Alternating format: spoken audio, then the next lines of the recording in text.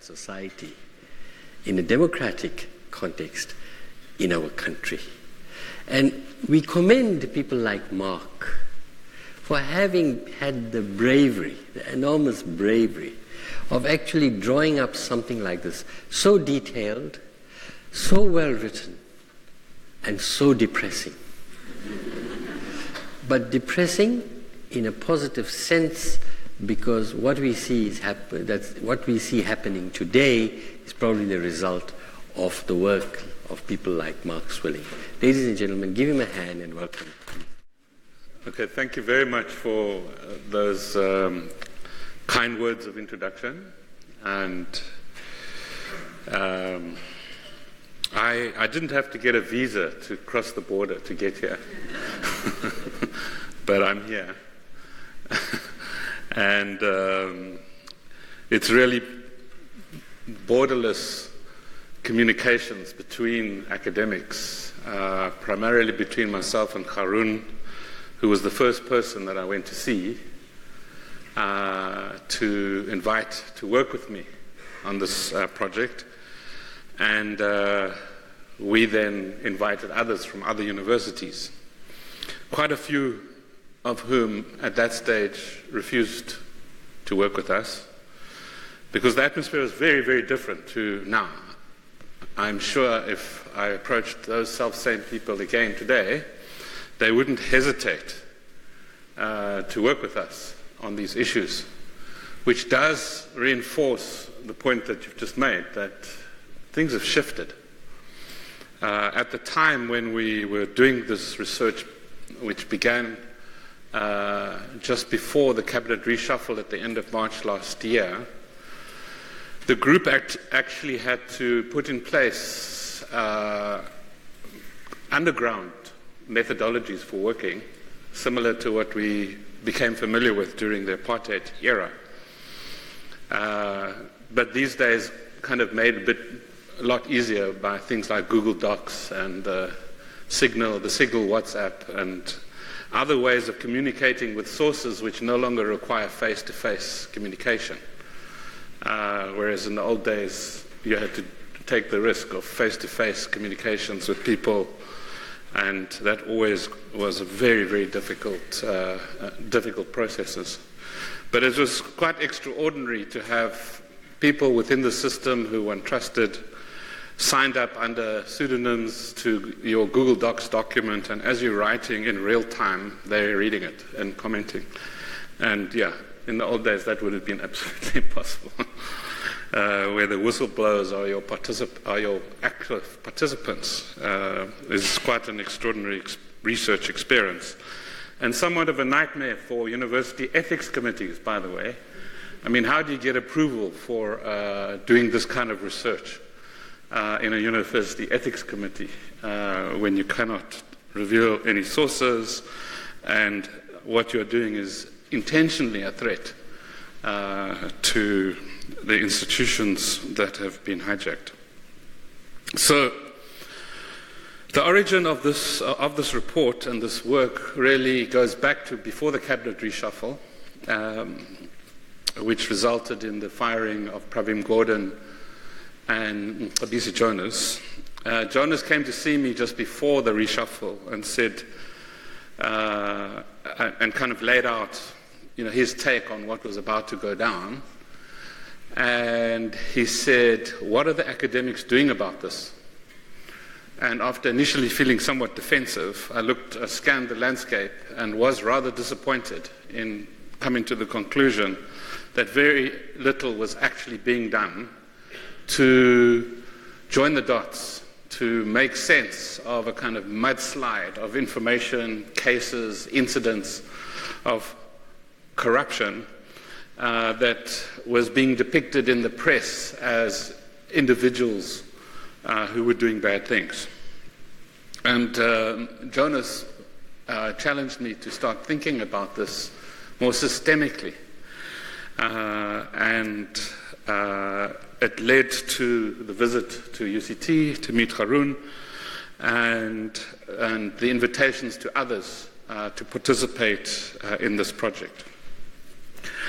So what I'm going to do is just run through the conceptual framework and some of the key pieces of information that informed the way the report was written, and say a little bit about the impact. Tomorrow night, Haroon is going to come and talk from an economist's point of view about the ways in which the shadow state works as a marketplace. And on the third night, on Wednesday night, I'm going to try something new. I haven't done this before, which is to look into the future and suggest the basic components of what I would regard as a viable post-Zuma economic policy framework that could be implemented after the elections in 2019. I have set up a research group made up of postgraduate, master's and PhD students, all of them black, half of them women, half men, who actually met for the first time this afternoon, today, and we are going to be working very, very closely with a network of experts during the course of this year in order to publish by the end of this year a report written in the style of the Betrayal of the Promise, in other words, a kind of academic but popular style, to influence the debate that will have to take place about economic policy the day after the 2019 election.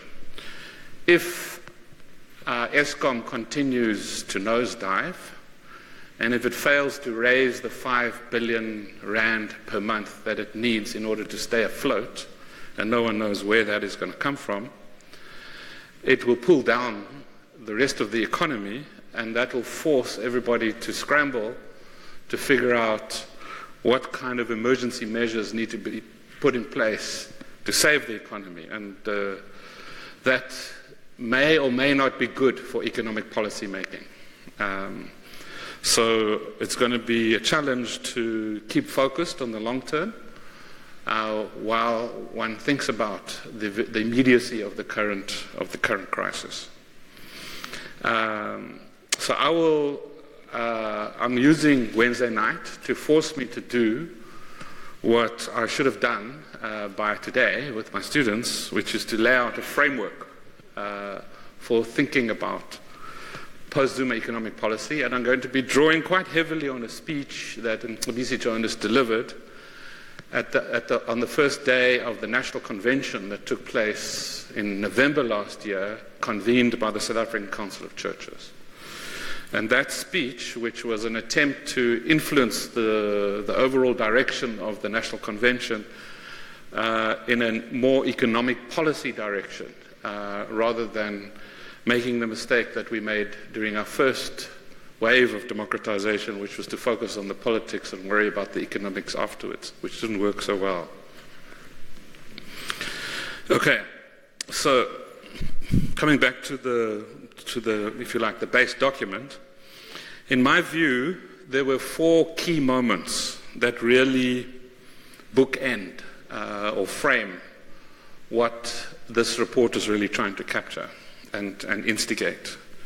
The first 2 were the Marikana massacre and Jonas's decision not to sell the National Treasury for 600 million rand to the Guptas. The Marikana massacre was an act of collective resistance and conscience, and Jonas's decision was an act of individual resistance and conscience, both representing, if you like, what we all must face up to, which is collective and individual resistance. The second is, the third and the fourth key moments was the landing of the Gupta planes at Waterkloof military base and the reshuffle. The landing of the planes at Waterkloof was really an abuse of state assets, and the cabinet reshuffle in March last year was an abuse of power. It was the most tangible evidence to substantiate It provided the most tangible evidence to substantiate the core argument of our report, which is that a silent coup had taken place. The cabinet reshuffle took place without the consent of the top six in the ANC and resulted in a deepening of divisions within the ANC itself, which filtered down and exacerbated a kind of low-intensity warfare raging in various parts of the country between factions. So how did this happen? And how can we understand this? Our primary objective in this report was to try and give meaning, some kind of strategic meaning to what was already emerging. We wanted to join the dots and provide a framework of analysis. We've been criticized by some journalists and some academics for saying nothing new. Although that is not true, we reveal a whole pile of data about international cash flows which has never been published before. Nevertheless, we are quite happy to admit that a large amount of the material was in the public domain. What we did is assemble it in a way that has given a framework of understanding of what was going on, which we believe has had a huge impact. We have traced the shift in the language. We wanted to shift the popular narrative from a discussion of corruption to a discussion of state capture. And we think that really has succeeded. We are sometimes accused of kind of conspiring with the Gupta leaks whistleblowers because we released our report on the Thursday, the ANC NEC met on the Friday, and the Gupta leaks came out on the Saturday. We had nothing to do with that sequence of events. We were supposed to release the report the week before at the South African Council of Churches National Unburdening Conference. But the lawyers advised us that we were not ready, that there was all sorts of stuff in our report which was going to get us into very serious legal trouble. So we could only release it a week later, and it just coincided with these events.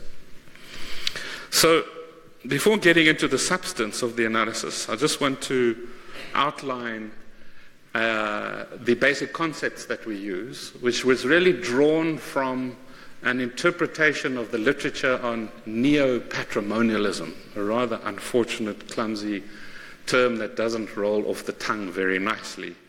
But essentially, it's a literature that has emerged largely out of, but not exclusively, the African context to try and come to terms with the formation of states which have two fundamental dimensions, a kind of formal constitutional, bureaucratic, institutionalized state on the one hand, and what in the African literature is referred to as informal, institutional and personal and patron-client relationships. We don't like to use the word informal. It doesn't really, the same basic characteristics are not really present in the South African context. And so we use the language of constitutional state and shadow state, rather than constitutional and informal. But basically, we are wrestling with the very similar things to the neopatrimonial state, the symbiotic relationships that exist between formal institutionalized structures of power and alternative networks that collectively make up what we refer to as the shadow state. And this symbiotic relationship between the two is what needs to be understood if you want to understand what is going on in the South African context.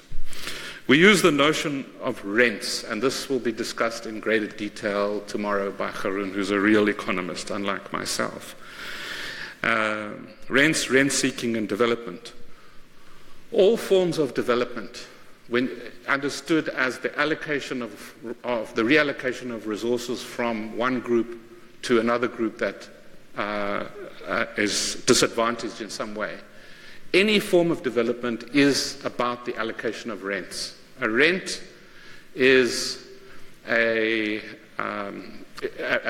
what can be generated by a particular individual or group that would not be possible under normal market conditions of competition. A rent requires some kind of state intervention that has a built-in allocative dimension that would not otherwise be possible under normal conditions of competition. It follows that you can have legal and ethical rents. You can have a legal rent like a housing subsidy, and it's ethical. You can have legal rents which are not ethical, and you can obviously have illegal rents. So rent seeking is the act of lobbying or actively trying to secure access to rents. That can be done in a legal, ethical way, or it can be done by paying your way to get to the front of the queue. And so rents and rent seeking creates fertile ground for corrupt practices. But it's not, rent seeking is not by definition a corrupt practice. You actually have to have stronger mechanisms of accountability if you want development understood as the allocation of rents and therefore the behavioral response of rent seeking. The second key concept that we use is the distinction between corruption and state capture. You can have corruption without state capture. This is individual networks operating with each other, but it's not an organized strategy to secure state power to hijack resources. But you can't have state capture without corruption. State capture, the difference between corruption and state capture is systemic. We use the concept of repurposing. State capture is to some extent is misleading in the sense that state capture for what? And so we use the concept of repurposing to suggest that there's a concerted strategy to secure control of state institutions, to repurpose them to reallocate resources for particular ends. I've already mentioned the concept of the symbiotic relationship between the constitutional and shadow state. But coming to some of the more controversial aspects of our analysis, which is our argument that this is a political project. It's a political project mounted by a power elite. A power elite is not just a political leadership, and it's not a ruling class. The power elite is a kind of network of nodes, of competing nodes of power who share a common interest in the political project, which is to secure access to state power and use power, exercise power, political power, to secure control of state institutions, repurpose them in order to reallocate resources. For some people, this is an unfortunate use of the word political. They would rather just define this whole thing as a kleptomaniacal elite that has secured control of state resources for purely criminal purposes. And our argument is no, this doesn't do justice to the political strategy to secure power. And political doesn't always have to be a good thing. So, coming to the analysis now. We try and root an understanding of the Zuma era in the contradictions of the Mbeki era. But the way we understand those contradictions would be different to what you may have heard this morning from Ronnie Castros. Our analysis is that there was a set of policy responses during the Mbeki era that were inappropriate for what was going on within the economy, in particular in the corporate sector. So our basic argument is that what we saw after 1994 was a restructuring of what was a very, very, very concentrated corporate sector prior to 94. To talk to the corporate sector before 94, you could probably put 8 people around a table, and you would be talking to a large chunk, the large bulk of the national economy. However, all of that, many of those big corporate conglomerates no longer exist. And there's been a fundamental restructuring of the corporate sector, which was accelerated during the post-1994 era as a result of three major forces. The first is the shareholder value movement, which the slogan of the time was focus on your knitting. Get rid of the periphery, stop cross-subsidizing the less profitable components of your conglomerate, unbundle, break it up, and increase returns to shareholders, the shareholder value movement. That was a reallocation of wealth rather than a generation of new wealth. The same applies to black economic empowerment, which was really a legal intervention to define the allocation of rents to historically disadvantaged individuals. Again, it was a reallocation of wealth rather than a generation of new wealth. And thirdly, financialization. Financialization really refers to the massive growth of the financial services sector as the dominant economic driver of growth, replacing manufacturing, mining, and agriculture. When you combine the shareholder value movement, BEE, and financialization, really, which is debt-driven consumption primarily, you have a combination of economic drivers that is not appropriate for what was required after 94. What we needed after 94 was investment-led growth in the real economy, in productive capacity, to create a whole new set of jobs. That's not what was happening in the real economy. Now, economic policy should have read that and responded appropriately, but it didn't. Instead, what you had was a combination of economic policies focused on macroeconomic stabilization, deregulation, black economic empowerment, and leaving the mineral energy complex intact, a capital-intensive, non-job creating, capital-hungry sector that is not really conducive to the kind of economy that was required, which is a multiplicity of smaller and medium enterprises creating large numbers of jobs. So the core challenge after 94, to summarize, was investment in productive capacity, which requires patient capital seeking dividends over the long term. Instead, under financialization, we got impatient capital focused on short term, on capital gains rather than dividends, and doing the necessary to include a black elite and increase shareholder value. Policy, we would argue, did not respond appropriately to that. In practice, what we ended up was a dependence on short-term capital flows, capital-intensive and concentrated sectors, low savings, and a job-starved, capital-intensive growth path. But what's interesting about South Africa, if you compare us to our peers around the world, including to China, what you will discover is that during this period and beyond, actually, the levels of return on investment were actually very high. The returns on investment in South Africa, on the whole, over the last 20 years have been between 12 and 15%, quite similar to China. But the levels of investment in the economy are very, very low. Why is that? For some, some talk about political risk, but the truth may lie in the fact that we have a very concentrated economy, which gives a small number of players too much market power to set prices, and insufficient competition. So in that context, you can expect higher returns on investment because of the way in which prices are effectively being fixed. It's a form of rent seeking. And low levels of investment because the barriers to entry are quite high because of the concentrated nature of the economy.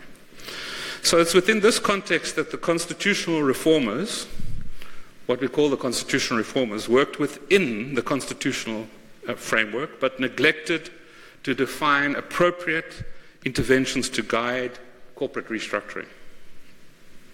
All of that begins to build up high levels of frustration. Unemployment, the needle doesn't shift when it comes to unemployment, doesn't shift significantly, shifts a little bit when it comes to poverty. It does very little to deal with inequality.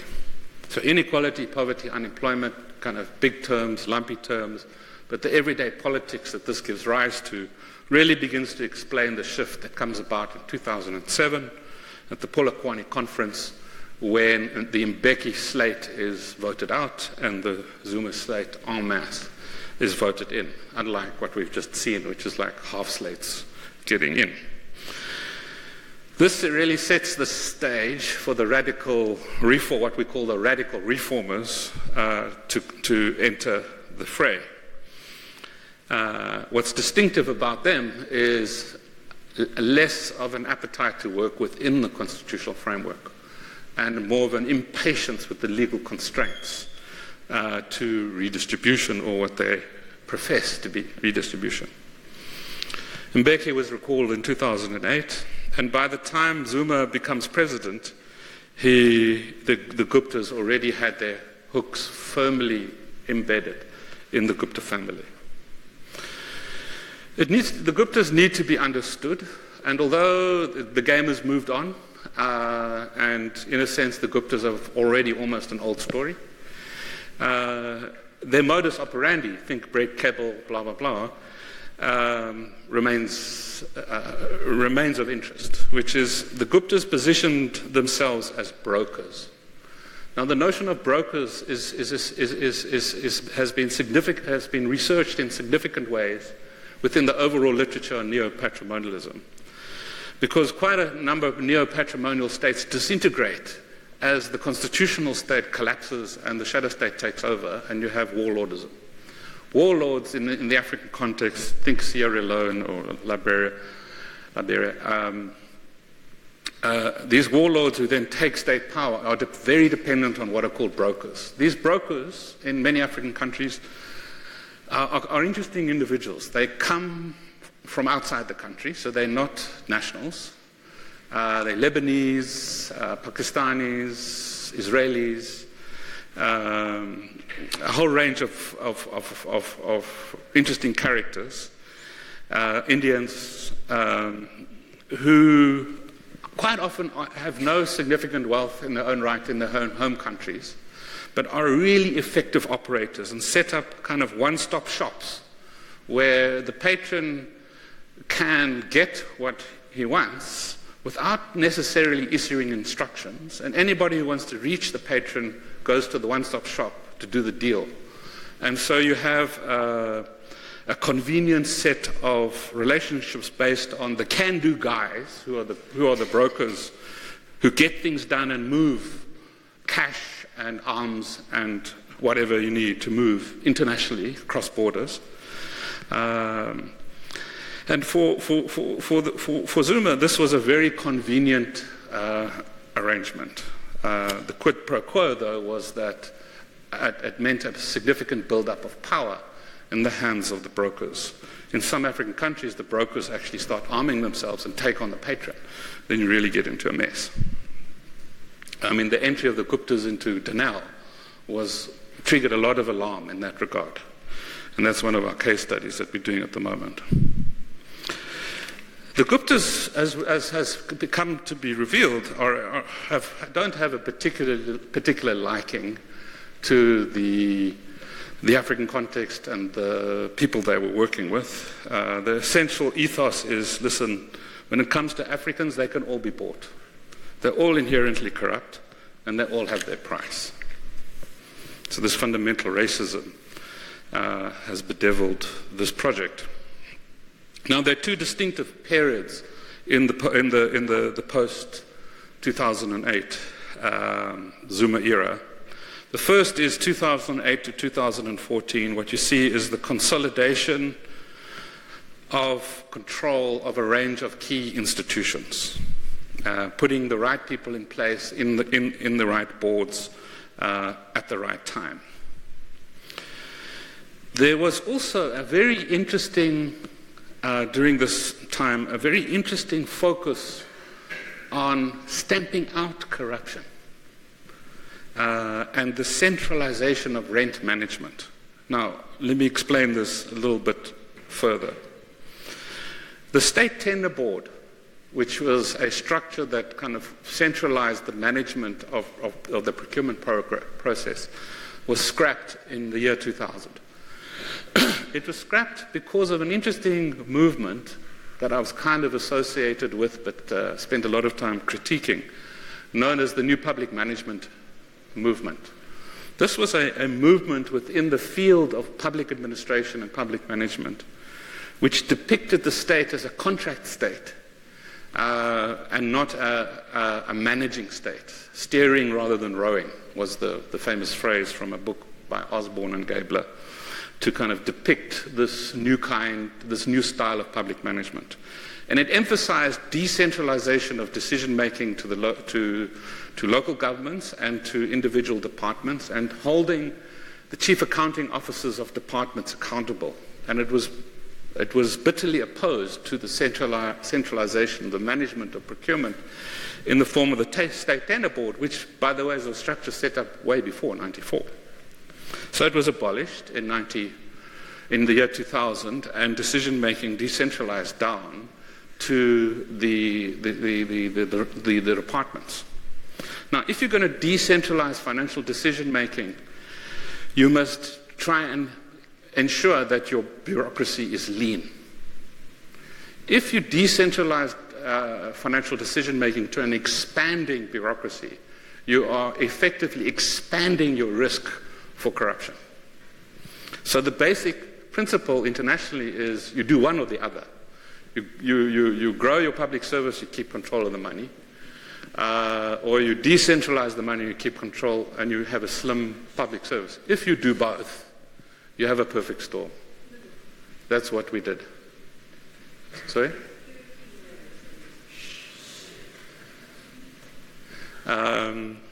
If you do both, you have a perfect storm. Excuse me, up there. Hello? Back row? Hello? If you're on your cell phone, it's disturbing me. Yeah. So if you have both, summarize that. Okay.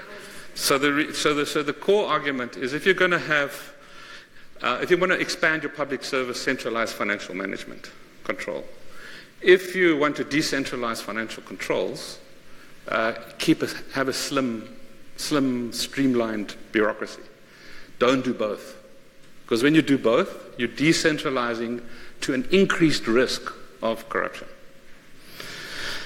which is exactly what happened. So in 2001, we had 3,000 people in the senior management service. By 2015, there were 10,000. Okay, so we had a massive expansion of the senior management service and a decentralization of financial decision-making to that. Now, what's interesting is under Zuma, this was regarded as a problem. And in the election manifesto the ANC's election manifesto for the 2014 election, there was a line there, reinstate the State Tender Board. Why is that there? You know? Well, don't forget that it was in 2012 that Zuma sent Pravin Gordhan to the Limpopo province to shut down Malema's little kleptomaniacal little show there. In other words, his rent management system that was not under the control of the Zuma elite. So there was a kind of realization that the decentralization of corruption is a threat to the management of rents for the political project which was being mounted. And don't forget, by 2014, the total amount of money spent through the procurement system of the state was 500 billion rand. So the stakes are very high. So what we had in 2014 is a document that came out of the Department of Trade and Industry, which was the first document government policy document that refers to radical economic transformation. And this document, which was championed by the current, I think it was the current Deputy Minister of Finance was the Deputy Minister of DTI then, I think it's the same person, that defined a new strategy. And the new strategy was the building of 100 black industrialists. The argument was, essentially, that black economic empowerment a la the Mbeki era was about connecting black capitalists to or encouraging black capitalists to hang on to the coattails of white capitalists in order to get rich. And the slowness of that, the elitism of that, was part of the dissatisfaction that led to the voting out of the Mbeki slate in 2007 at Polokwane. And so 2014 really was the delivery of an alternative policy framework which said, no, we're no longer going to depend on black capitalists hanging on to the coattails of white capitalists. We're going to use state procurement. We're going to use the state-owned enterprises, our industries, that we control, to facilitate the procurement of the spend. The state-owned enterprises at that stage were spending around 200 billion. The total spend of the whole state is 500 billion. The 200 billion is what we're going to now use as the driving force of the building up of a new black industrial class. And that's really where you have the gradual centralization of rent seeking, the clamping down of local level corruption networks, the centralization of rent seeking, the Gigaba's strategy to put in place the right people to control the boards of the state-owned enterprises, and then from 2014 onwards, a new implementation plan starts to emerge, driven by this power elite, who we call the radical reformers, which has basically 6 components. The first I've already referred to, which is to seize control of state-owned enterprises and use the procurement mechanisms to further the ends of a particular set of networks into the Gupta broker, Saxon world, the one-stop shop where you do the deals. Secondly, to root out the good cops and replace them with the loyal cops, the guys who are going to turn a blind eye to the gradual infringements to the Constitution and the legal framework. Thirdly, get political control of the public service, which includes expanding the senior management service so that you have a loyal senior public service who's going to do your bidding. Fourthly, strengthen the Premier League, the party bosses within the provinces, with A.S. Magashule, we actually say in the report, being the kind of de facto leader of that. And obviously the strategy was to make him SG and NDZ the president, and that would have been the ultimate ascension to power of the Premier League, the provincial party bosses. The narrow victory of Cyril Ramaphosa obviously brought that partially to an end, that strategy. Fifthly, the hollowing out of executive authority. Cabinet really becomes a joke. It's badly run. The old policy unit that used to exist under Joel Netitenzi in the Mbeki administration has been dismantled. Cabinet ministers arrive with copies of papers that get kind of distributed without anybody having read them before. Zuma himself apparently not really paying very much attention. And the emergence really, and the replacement of cabinet with what we call a constellation of kitchen cabinets. So there's these are the competing nodes within the power elite who all compete for access and favor of the patron. And there is a saying, that the last person that speaks to Zuma is the person who is most influential. So these kitchen cabinets within security, within Saxon world, with a favoured group of cabinet ministers, a favoured group of director generals, family networks, etc. These become the way in which decisions are made, formalized through interministerial committees, which are ad hoc structures, decisions delivered to cabinet passed very quickly, because everybody knows they've gone through a particular network. And then sixthly, the capture of the National Treasury. Our report needed to focus on this because there were 4 aspects of the National Treasury that's important. Control of the Financial Intelligence Center, which was really the last source of intelligence within the state system that was not captured. The Chief Procurement Officer, the Office of the Chief Procurement Officer, which is the CPO was what became of the desire to set up the tender board, so it's a kind of partial centralization of rent management. The Public Investment Corporation, which is the second biggest investor on the Johannesburg Stock Exchange, and the power to issue guarantees, which our constitution unfortunately gives the minister the right just to write a letter issuing a guarantee, the Minister of Finance, to basically guarantee any deal. So that's really the 6 elements. What we argue in the report, though, is that this can't be seen as a highly coordinated strategy.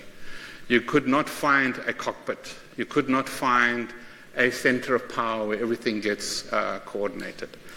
Instead, what we argued is there is this constant shifting of who's in and who's out of favor amongst these kind of competing kitchen cabinets, all of whom have their pet projects, and Zuma makes kind of tactical decisions rather than decisions in terms of a kind of long-term vision of the future.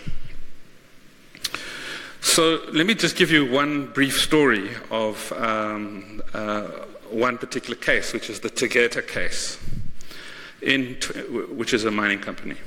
2015, April 2015, Brian Molefe is appointed CEO of Eskom, which was the beginning of the end of Eskom, just by the way.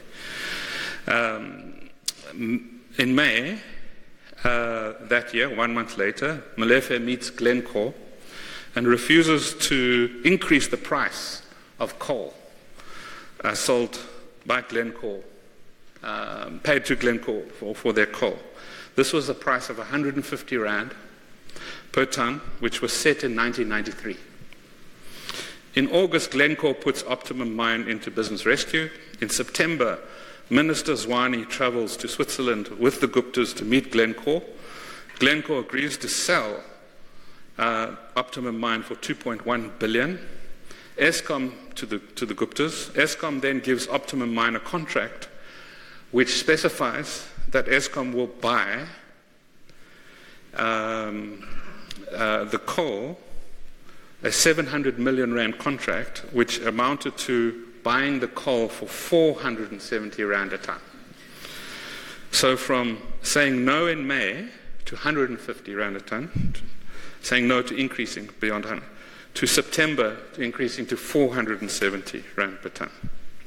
In 2016, Molefe awards Tegeta a 586 million Rand prepayment for coal from Arnott mine, but this payment was used as the last piece of missing money to pay for the Optimum Mine. And all of that is an ongoing saga, and various heads have rolled as a result of the people who've been investigating that and trying to sort out the mess. I could talk about other stories like the nuclear deal and so on and so forth, but I don't have the time. So let me just conclude with the following points. Firstly, we need to focus on stuff that has not happened yet, or maybe not quite yet, or maybe we don't know enough yet. But things like the following. As far as we can ascertain, the Independent Electoral Commission is still safe. So there was evidence of the possibility of a contract going to a Gupta IT company that would then get control of the IEC, and that would allow you to rig elections. There was fear that that's how the internal elections within the ANC would be won. Obviously, 2019 is a big matter of concern. So watching the IEC becomes a key priority.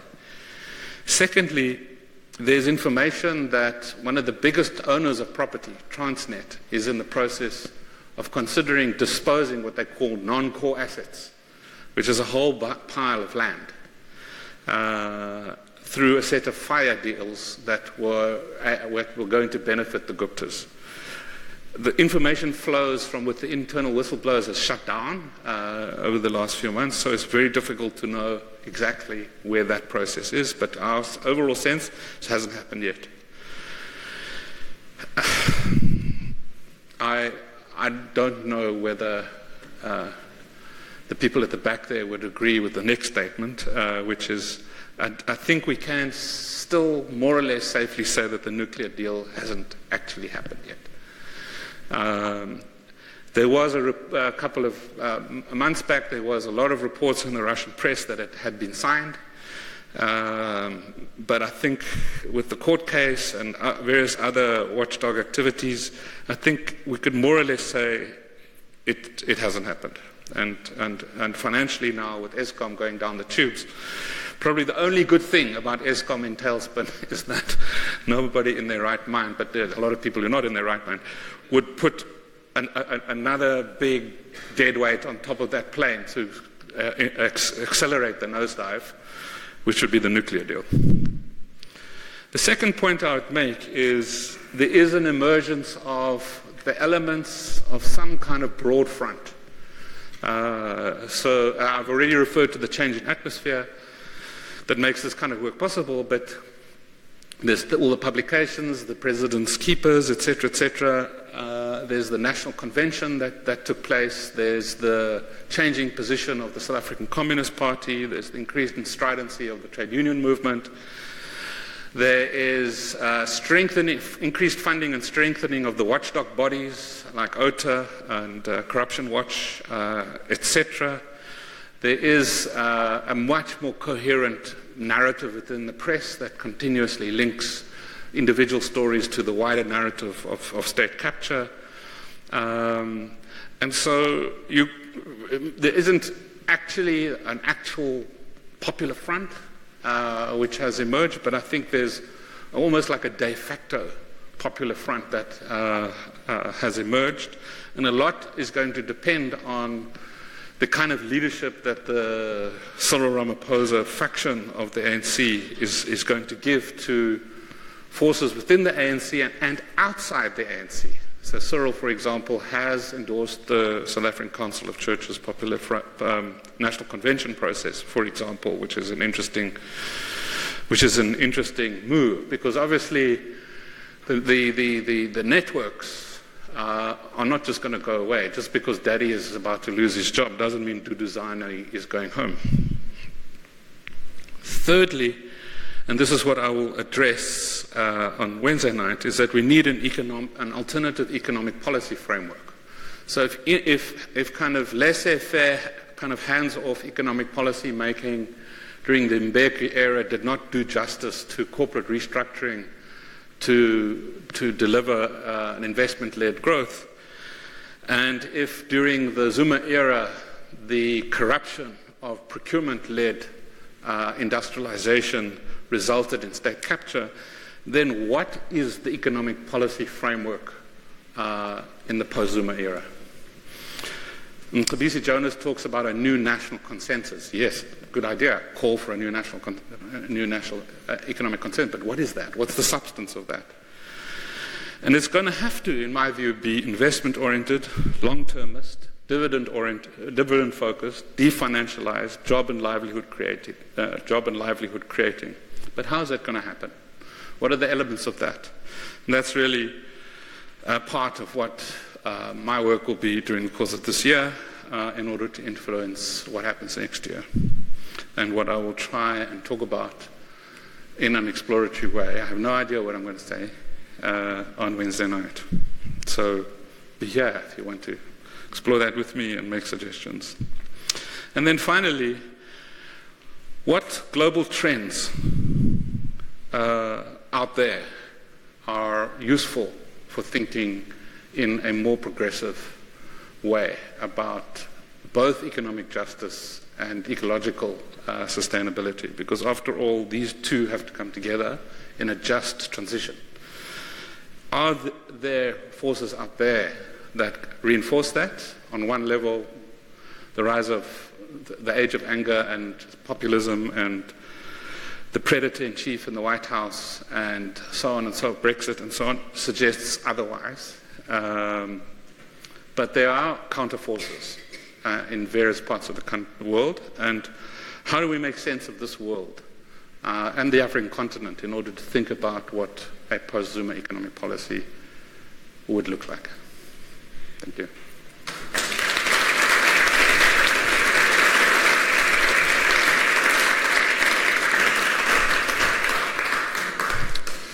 So, yeah, let's just take some questions or comments. Got 10, 15 minutes or so. Is there any transparency regarding the issue of guarantees? And could the reason that some people believe the nuclear deal is already moving forward because it is backed up by a state guarantee and the weaknesses you described at ESCOM really don't undermine the deal? The National Treasury, there's still a lot of really good people in the National Treasury. If the minister had signed a guarantee, I think we'd know about it. Minister of Energy or the Minister? The Minister of Finance. Minister of Finance. If the Minister of Finance had signed a guarantee, we would know about it. So the nuclear deal can't happen without that guarantee. That's why I asked about transparency. Yeah. Well, basically what I'm saying on that particular issue, yes. Yeah. I was in a lecture earlier this week, and one of the lecturers had introduced, and one of his roles had been to advise the Minister of Health into the ethics committee, etc. Professor of philosophy from Zuma. Now, are there not professors, or what sort of policy direction does our present government have from academics? Who's forming or who's giving advice in terms of policy that is to be followed by our present government? Well, it's debatable whether our present government has a policy on anything. So, I mean, if there are academics advising, I don't know what they're saying. I mean, there are sectoral policy frameworks where there is quite significant collaboration between universities and officials. So, for example, here at UCT, there's Africa's premier urban research center, the African Center for Cities, coordinated the drafting of the integrated urban development framework, which was South Africa's first urban development policy, which was approved by Cabinet in, I think, April last year.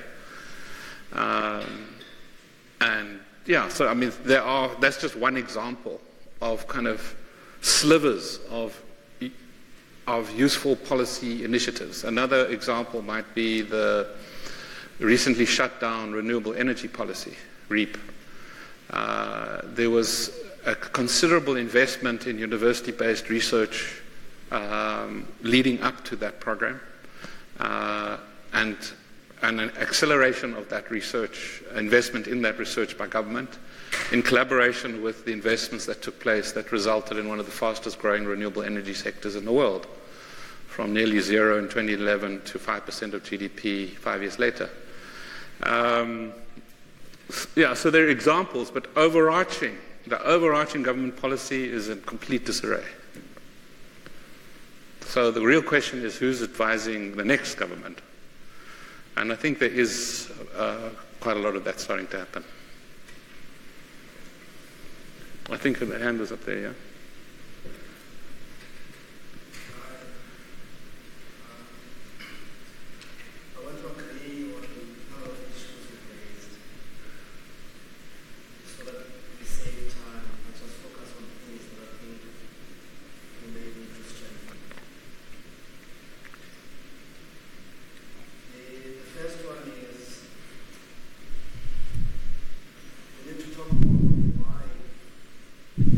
Zuma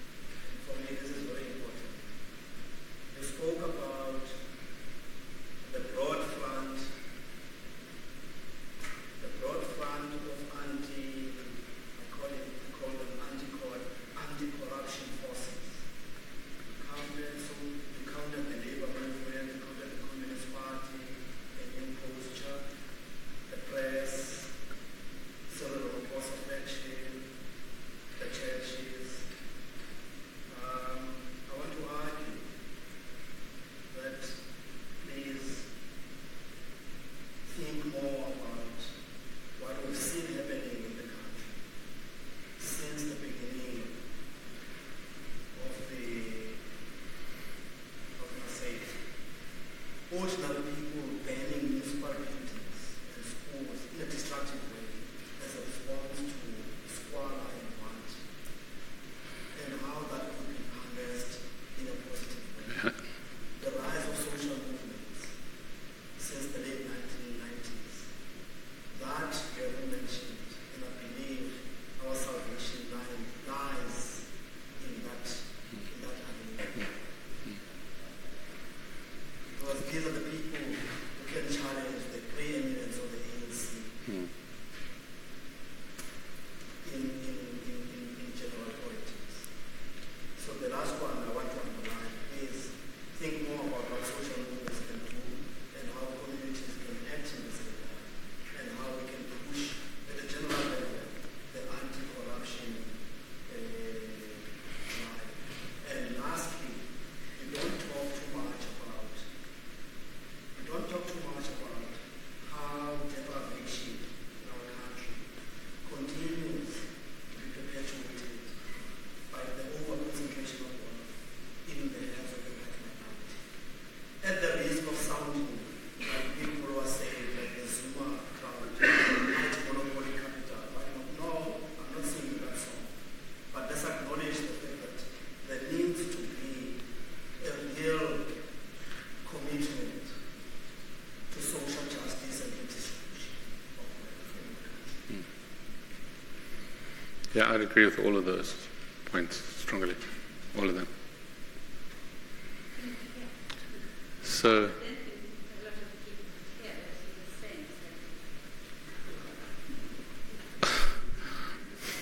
I could hear it very largely from here. Yeah. So there were one or two hands from down here.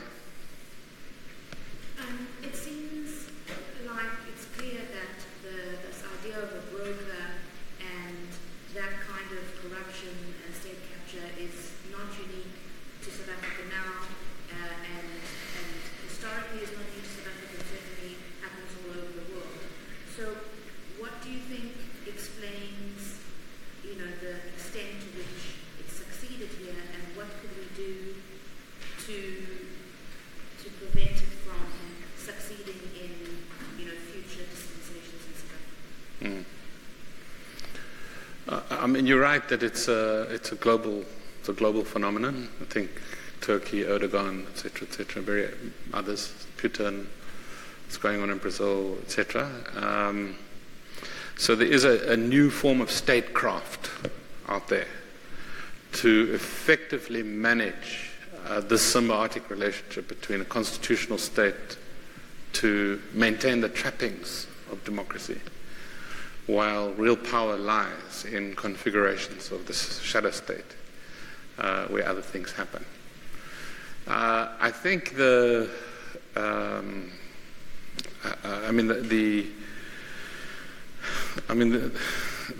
answer to how you prevent this happening in the future, don't assume that it's just disappearing now. To kind of turn around an Eskom or a Transnet, it's 10 years. We've got a long haul through the institutions to reestablish them. Some of them won't. I'm pretty sure Eskom won't be here in 5 years' time in its current form. So I think a precondition will be to make sure that we don't just trust the leadership. So there's been an ethos within the ANC itself that once the election of the leadership has taken place, there's you kind of trust them and you are loyal. And I think although the kind of breakup of slate politics into kind of multi-slate politics is not a bad idea, which is a precedent that's now been set. And so that would be one dynamic. The other dynamic would be to realize that when we drafted the Constitution, we had Mandela in mind as president. So there's some seriously problematic aspects of presidential power that need to be watchdogged and possibly curtailed through supplementary legislation or court decisions. And then I'd say the third element of that would be exactly what's already been articulated, which is much more concerted support for social movements, the strengthening of social movements, strengthening the trade union movement, the emergence of alternative political party formations. In other words, a much greater sense of plurality, institutionalized plurality. But the rise of the social movements and how they can be supported is absolutely key. And the National Development Agency, which was originally set up to support the funding of NGOs that were supporting social movements, needs to be shaken up and reminded of its original mandate. So those would be a couple of things that I would... I mean, business, I think, also went to sleep at the wheel and were just as guilty as the ANC itself of trusting the leadership until the Nene firing. That's when they woke up and got really shocked and surprised, and then the cabinet reshuffle last year kind of mobilized business. So it would be really good if business continued to be mobilized. For example, the setting up of the Social Justice Initiative as a funding mechanism for businesses to put money in to support civil society, those kinds of things without strings attached, ideally, is the kind of thing we need to see more of.